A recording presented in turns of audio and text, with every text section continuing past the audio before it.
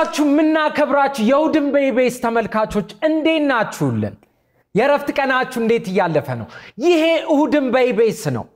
ዛሬም ያስተምራሉ ያዝናናሉ ብለን ያሰብናቸውን የተለያዩ ፕሮግራሞች ወደ እናንተ ልናደርስ ይሄው ፏ ብልጭ ብለን ከች ብለን yes በደንብ ብልጭ ብለን አዎ እኔ ናቸኝም ብልጭ አላልኩብሽ እንዴ ሁላችንም ብልጭ ብለናል ትንሱ በዚህ ሙቀታው እንደስሙ ትንሳኤ መሰለ ኤነርጂ ዞ ከፈተው በቃ በጣም ትክክል እንዴት ናችሁ አለን ሳምንታችሁ እንዴት አለፈ? ጥሩ ነበረ እንግዲህ የኔ በጣም ስራ ይበዛበት የተወጣጠርኩበትም ሰሞኑን ቢሆንም ጥሩ ሳምንት ነበረ ይመስገነው። የኔም ሳምንቴ በጣም ቆንጆ ነበረ። የኔ ብቻ ሳይሆን እንደ ኢቢኤስ ደግሞ በጣም የተደሰትንበት ሳምንት ነበር አይደል? አንተ የሄድክበትን ፕሮግራም ትረሳዋለህ እንዴ? እንዴት ረሳዋለሁ ማለት በቃ እያቀረብኩም ግን ደስ ያለኝ በቃ የሚጠየቁትም ሰዎች እየጠየኳቸው በቃ ዋው እያልኩ በቃ ደስ ነበር ያለኝ። ቢቢሲ እና አልጀዚራ አስከትሎ አንደኛ መሆን በጣም ቆንጆ የኤነርጂ ሳምንት ነበር። ያ በራሱ የተሻለ ነገር ይዘን እንድትመጣ እንድትሰራ ያደርጋልና የኛ ቤተሰቦቻችን ጋር የሚፈጠረው ነገር በጣም ትልቅ ነበር። ከኛም አልፎ ደስ የሚል ሳምንት ነበር። እንግዲህ በዚህ መግቢያ ሐሳባችን የተለያዩ አስተማሪ ይሆናሉ አዝናኝ ይሆናሉ ምንወያይበት ይሆናል ብለን የምናስባቸው ሐሳቦች አንስተን የምንወያይበት ሰዓት ነውና ዛሬ እጅ ከምን እንበል ትንሳኤ? ስለ ፉክክር ምን ታስባለህ? እኔ ፉክክር ሲባል ይሆናል አይደል የሚመጣብኝ አንድ ይሆን ነገር አለ ብቻም ሳይሆን ብዙዎቻችን እንደዛ ምናስብ ይመስለኛልና ፉክክርን የምንረዳበት መንገድ የራሱ ይሆን አስተዋጽኦ አለው ብዬ አስባለሁ። በመልካም ከተረዳ ነው የምንጠቀምበት ነው። በመጥፎ ካሰብ ነው ደግሞ ልክ እንደዛው ይዞ የሚመጣው ነገር የከፋ ነው ብዬ አስባለሁና እንደው የሚባል አባባል አለ አይደለ? ተፎካካሪዎቻችን ጠላቶቻችን አይደሉም። ይልቁንም ክፍተታችንን ድክመታችንን የሚያሳዩን ናቸውና ወደ ልህቀት ወደ ስኬት እንድንደርስ የሚገፉን ናቸው። ዓለም የፉክክር ቦታ ናት። ይሄን ስንል ታዲያ ፉክክር መኖሩ ላይቀር ጤናማ ፉክክርና ጤናማ ያልሆነ ፉክክርም ለይቶ ማስቀመጥ በጣም የተገባ ሐሳብ ነው ብዬ ነው ማስበው። ምክንያቱም ጤናማ ያልሆነ ፉክክር ምን አይነት ስሜት ያወጣል? በቃ እከሌ ጠላቴ ነው፣ እከሌ መጣል አለብኝ፣ እከሌ እዚህ ቦታ ላይ እንዳይደርስ በቃ እንዳይኖር ማድረግ አለብኝ የሚል የሆነ ስሜትን ያጭራል። አንተስ ራስህ ስለ ፉክክር ያለህ አመለካከት ምን ይመስላል? እኔ አሁን ማለት የመጀመሪያ ተፎካካሪዎቻችንን ጠላቶቻችን አይደሉም ካልን እናቀርባለን ነው ማቅረብስ አለብን ነው እናቀርባለን የሚለው አንድ ሌላ ጉዳይ ነው።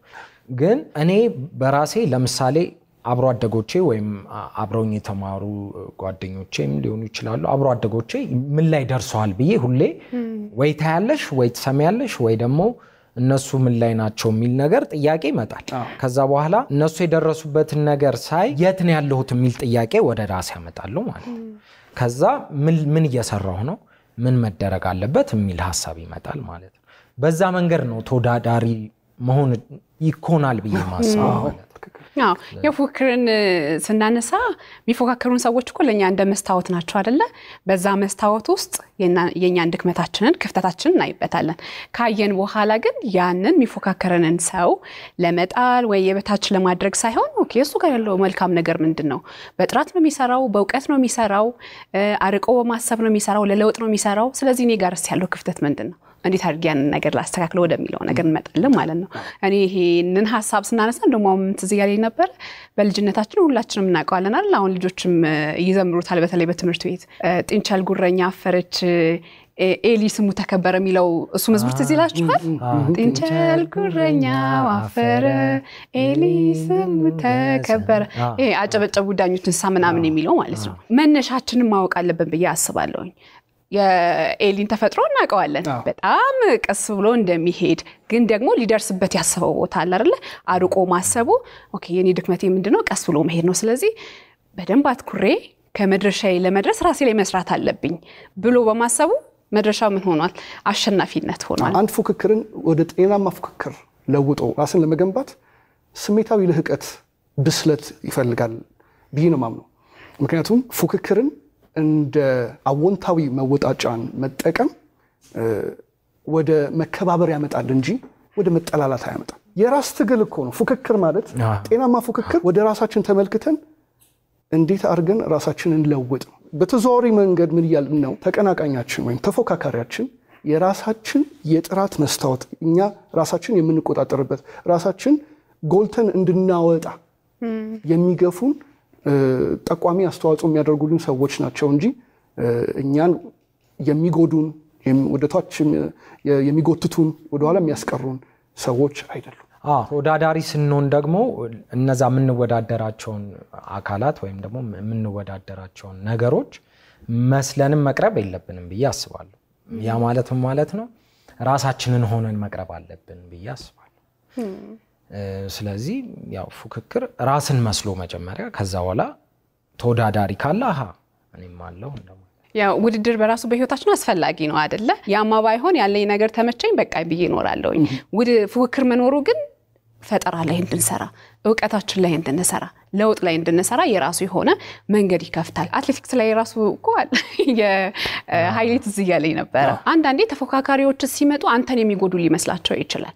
ግን ደግሞ ያንን ነገር አውቃ አንተ ላይ መስራት አሸናፊም ሊያደርግ ይችላል። የነሱ አንተ ላይ የጠላትነት ወይም ደግሞ አንተን የመግፋት አይነት ስሜት ሲመጣ ይልቁኑ አንተን ወደ አሸናፊነት ይገፋልና ከመቀመጥ ይልቅ ራሳችንን ወደ ተሻለ አስፈንጥረን እንድናየው ተፎካካሪ መኖሩ በራሱ ትኩረት ሰጥተ በነገሮች ላይ እንድትሰራ እንድትገነዘብ ያንን ስትል ግን ብዙ የሚጠይቅ ነገር ሊኖር ይችላል።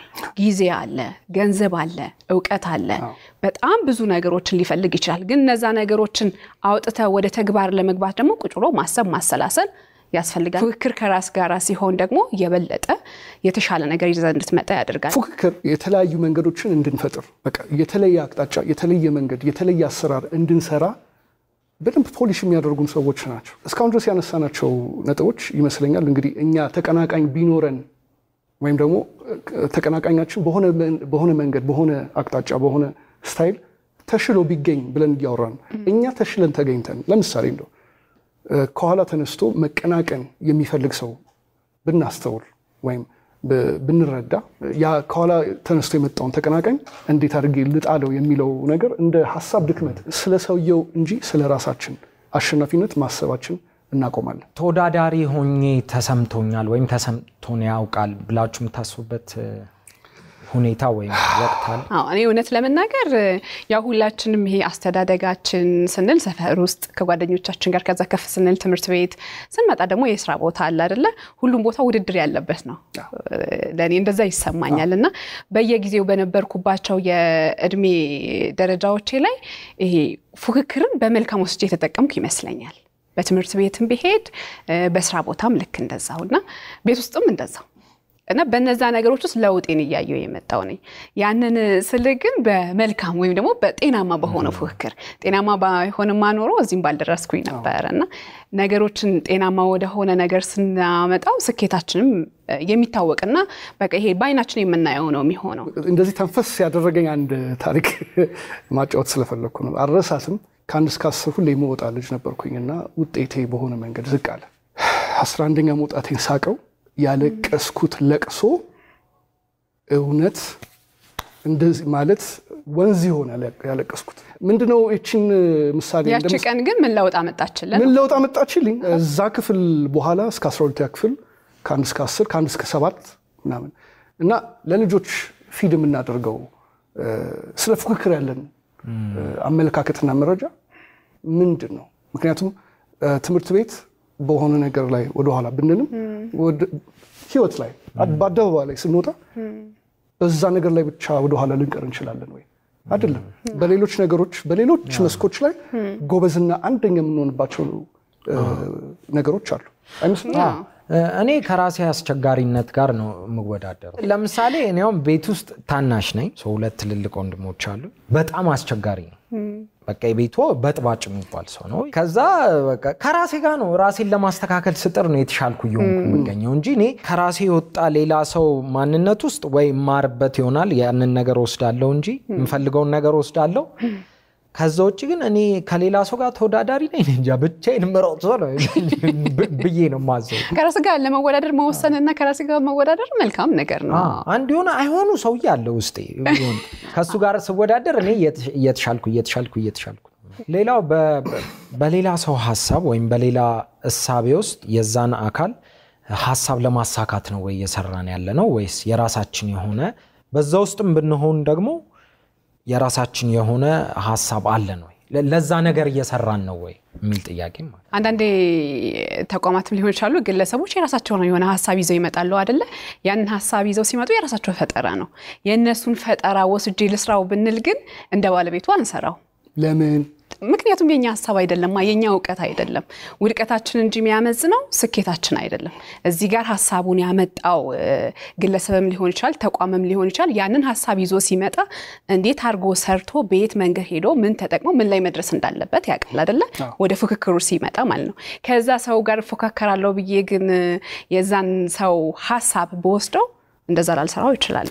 ትክክለኛ ተፎካካሪ ባለ ራዕይ ነው ራዕይ ለራስ ነው እንጂ የሚታየው ሌላ ሰው አይልሽ እና ትክክለኛ ፍክክር የራስን ራዕይ የማሳካት የራስን ዓላማና ግብ ከማሳካት ጋር የተያያዘ ነው አንዳንዴም እኮ የምናገለግልበትን ማህበረሰብ ወይም ደግሞ ሁኔታ ማወቅ አለብን አይደለ ያንን ስናቅ ነው በነገሮች ላይ ስኬታማ የምንሆነው ይሄ ነገር የሚፈልገው ከኔ ፈገግታ ነው ጥራት ያለው ነገር ማቅረብ ነው ወይስ ደግሞ በስፋት የሚያስፈልገው ነገር በፈለገው ልክ መስጠት ነው ወይስ ምንድነው የሚለውንም ማወቅ አለብን በያ አስባለሁ ወደ ፍክክር ውስጥ ስንገባ ምንም ነገር ሳንይዝ ባዶ እጃችንን ሳይሆን ሰው ከኔ ምን ይፈልጋል ተቋሙ ከኔ ምን ይፈልጋል ወይም ደግሞ እኔ የንግድ ተቋም ሊኖረኝ ይችላል ወይ ማስተምርበት ትምህርት ቤት ሊኖር ይችላልና ተማሪዎች ከኔ ምንድነው የሚፈልጉት ምን አይነት ነገር በሰጣቸው ነው ውጤታማ የሆኑ ተማሪዎችን ሀገር የሚረከቡ ተማሪዎችን ማፍራት ምችለው ስለዚህ ይሄንን ካወኩኝ እዛ ነገር ላይ ከሰራሁኝ ወደ ስኬት እመጣለሁ ማለት ነውና ምናገለግለውን ወይም ደግሞ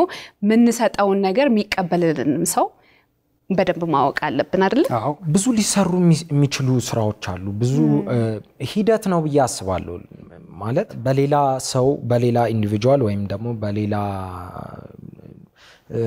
ኢንቲቲ በዛ ሐሳብ ሳይሆን 130 ሚሊዮን ህዝብ ነው ያለነው ስለዚህ የተለያዩ ሐሳቦችን ያነሳን አዳዲስ ስራዎችንም አዳዲስ ሐሳቦችንም ማንሳት ይቻላልና ምርጫው ብዙ ነው ውድድር ቢኖርም የራሳችንን ነገር ይዘን መተን ተፎካካሪ መሆን እንችላለን ተፎካካሪ በአዲስ ነገር ምቅ ኃይልና ምቅ ሀብት ባለበት ሀገር ብዙ አማራጭ ብዙ ሰፊ ድሎች ባሉበት ሀገር ጤናማ ፍክክር ሲኖር አማራጩም በዛው ልክ ከፍ ያለ ነው የማደጉም ከፍታም በዛው ልክ ነው ከፍ የሚለው ከዛም በበለጠ ማለት ነው አንዳንዴ በተለይ እኔ ቀድም ሐሳብ መውሰድ በሚለው ነገር ላይ ፈጠራ ሊኖር ይችላል አይደል አንተ እንጀራ መጋገሪያ ካለ ምን ችግር አለው እኔ ጤፍ ባቀርብል ጤናማ የሆነ ፍክክር ኮሚኖረው አንተ ለምትፈልገው ነገር እኔ ማቀርብል ነገር ካለ በዛ መሃል ተሳስበን ተነጋግረን ሲሆን እኩል አብረን እናድጋለንና የሐሳብ መወሳደድ የሚመጣው እንዴ ነው የሆነ ነገር ይስመጣ በራሴ ሐሳብ በራሴ አመለካከት እንዲ በሰራ ውጤታማ ሆናለሁ ብዬ ነው ግን ደግሞ ያን ደግሜ ልስራው ብትል ላይመጣ ይችላል ግንስ ታይዘን ተጋግዘን ምናድግበትን ነገር ይዘብት መጣ ጤናማ የሆነ ግንኙነት ይኖረናል በመካከላችን መከባበሩ ይኖራል ታይዘን አብረንም እናድጋለን ፍክክሩ በመልካም ይሆናል ማለት ነው ስለዚህ ያው ጥሩ ተፎካካሪ መሆን አለብን እንጂ ጠላቶች መሆን የለብንም ማለት ነው አይደል ከዚህ በተጨማሪ ደግሞ በቡና ሰዓት ምህረት ከአንድ ባለሙያ ጋር አንድ ላይ ሆና ይሄንኑ ሐሳብ በማንሳት ባለሙያ ነክ በሆኑ ጥያቄዎችና መልሶች በደንብ የሚወያዩበት ሰዓት ላይ እንግዲህ የሚያወሩበት ይሆናል ማለት ነው በደንብ እንማማርበታለን እኛም ሐሳብ ውስጥ ስለዚህ ሁሌም ያስተምራሉ ብለን የምናስባቸውን ሐሳቦች እንደዚህ እናነሳለን አይደል እኛም እንማርበታለን እንዲሁም ደግሞ በየቤታቸውም እንዲወያዩበት ከራሳቸው ጋር ደግሞ መክረው እንዴ ለካ ፍክክር እንደዚህ አይነት ሐሳብ አለ እንዴ እናውቀዋለን እኮ ግን ያለ መተግበርና ያለ መጠቀም ጉዳይ ነው እንጂ በደንብ እንዲያስቡበት እኛም እንማርበት ድል ይሰጣል በየሳምንቱ እንደዚህ ሐሳብ እንግዲህ ሰዓቱን ብታዩ አሁን የሽልማት ሰዓት ይመስለኛል ለሽልማት ሰዓት ደግሞ የሚፈካከሩት ቤተሰቦቻችን አሁን ቴክስት ለማድረግ እየተፈካከሩ ይገኛሉ ስለዚህ ወደ ሽልማቱ ኩሪፍቱ ሪዞርትና ስፓ ባህላዊ ውበትን ከዘመናዊ ምቾት ጋር ያዋሃዱ ቅንጡ ማረፊያዎች ከልጆች እኩል አብረው እንደ ልብ የሚቦርቁበት ዋተር ፓርክን ጨምሮ የማይጠገቡ የተንጣለሉ መናፈሻዎች ኩሪፍቱ ሪዞርትና ስፓ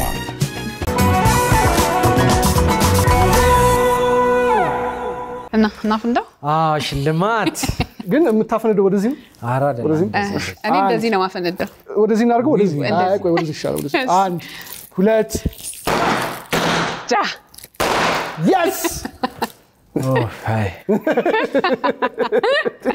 አሁን የሽልማት ሰዓት ነው የዛሬውን ሽልማት ከባለፈው ሳምንት የተጠየቀውን ጥያቄ የመለሰውን ሰው እንግዲህ ምን እንደውልበት ሰዓት መጀመሪያ እንደውል። እሺ እንደው እየጠራ ነው።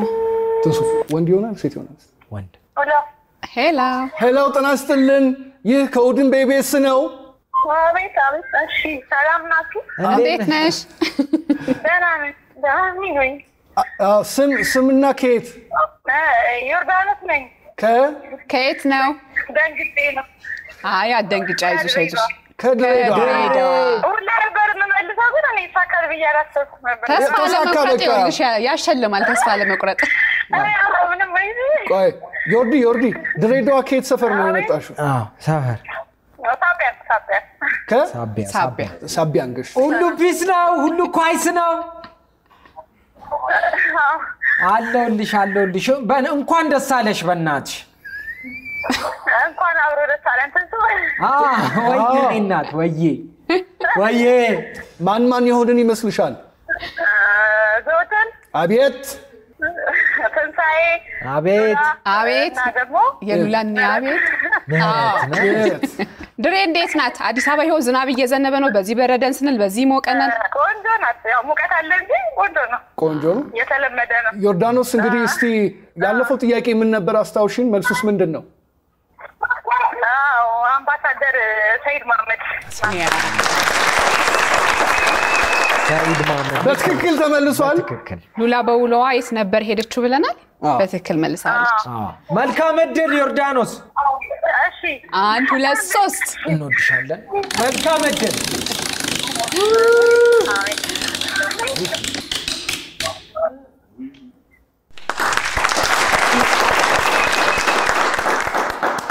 ዮርዲ አቤት እንንገርሽ ወይስ ትገምቻለሽ? ምን እንጃ ንገሩኝ። ትንሱ ያበስርሻል። በቃ ምድጃ ደርሶሻል።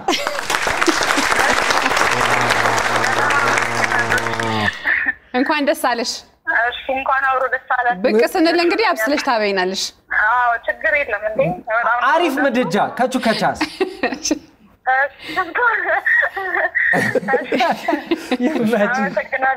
እናመሰግናለን ወርዬ። እንኳን ደስ አለሽ። አሁንም ቴክስት ከማድረግ ወደ ኋላ አትበይ፣ ምክንያቱም እንደገና ሊደርስሽ ይችላል። አመሰግናለሁ። እሺ እናመሰግናለን። ቻው። ያው እንግዲህ በየሳምንቱ የመለሰ ሰው ምን ይሆናል? ይሸለማል። ልክ እንደ ዮርዲ ያለ ተፎካካሪ። ሳይሰለች ሁሌ ቴክስት የሚያደርግ ማለት ነው። ማን ይጠይቅ? ለሚቀጥለው ሳምንት ማን ይጠይቅ? እኔ ከጠየቅኩ ቆየሁ። እስቲ ልጠይቅ። እሺ ባሳለፍነው ሳምንት ምህረት በስለ ጤናው ሰዓት የት ነበር የሄደችው? መልሱ ካፏ ሳይወጣ ቶሎ ቴክስት አድርጉ ተፎካካሪዎች። በ7696 ቴክስት አድርጉና ቶሎ ትንሳኤ ወይ አንዳችን አሽከርክረዋለን እንሸልማለን። ምድጃ እንደገና አሁን ወደ አስቤዛ ተወዷል እኮ አስቤዛ ቡና መፍጫ መፍጫው ላይ ሄደ። yes አሁንም አሪፍ የሆኑ ጥሩ ፕሮግራሞችን ወደ እናንተ እናደርሳለን ማለት ነው። አሁንም አብራችሁን ሁኑ እንላለን። መልካም የረፍት ቀን ይሁንላችሁ። ውድ የኢቢኤስ ቴሌቪዥን ተመልካቾች፣ ይህ በስክሪኑ ላይ የምትመለከቱት ትክክለኛው የፌስቡክ አካውንታችን ነው። እንደተለመደው በፕሮግራሞቻችን ላይ ያላችሁን ገንቢ አስተያየት እየጻፋችሁልን ላይክ እና ሼር ማድረጋችሁን ለማስታወስ እንወዳለን። ኢቢኤስ ቴሌቪዥን የርሶ ቀዳሚ ምርጫ።